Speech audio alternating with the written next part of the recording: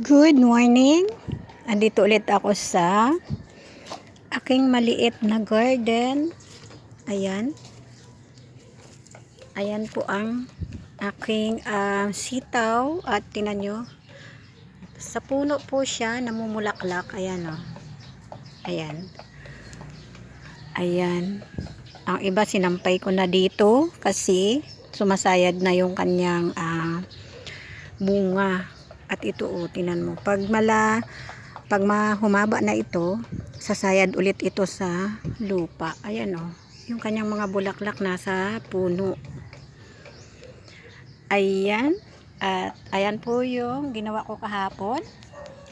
Yung sitaw na mga bagong tanim ko. Ayan.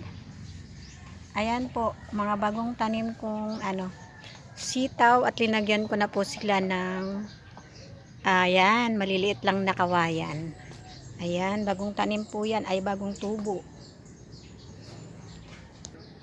At ito naman ang pichay. Ayan sila.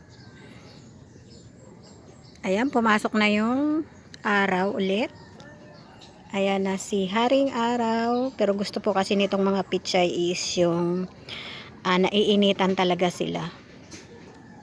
Ang init na po talaga dito sa maliit kong garden. At ayan po yung papaya. Meron na po yung hinog. Bali, dalawa po ata yan. Pero kinuha ko na po yung isa kahapon. At ayan, may natitira pa po dyan. At ito pa rin, hindi pa rin sila nahihinog. At ito yung aking pipino. Ayan pa rin siya. Ayan, yung aking tanim na pipino. Ayan, maganda na siya ngayon. Ayan, linagyan ko na rin siya ng parang kawayan na ganito para kakapitan pag sakaling tataas na siya. Ayan, yung pipino. At ito po ay yung talong. Ayan. At yun ay ang ampalaya. Ayan siya. Ayan. Maliliit pa po yung iba.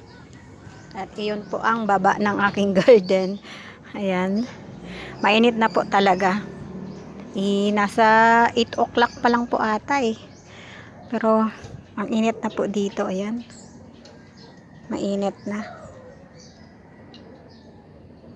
Ayan.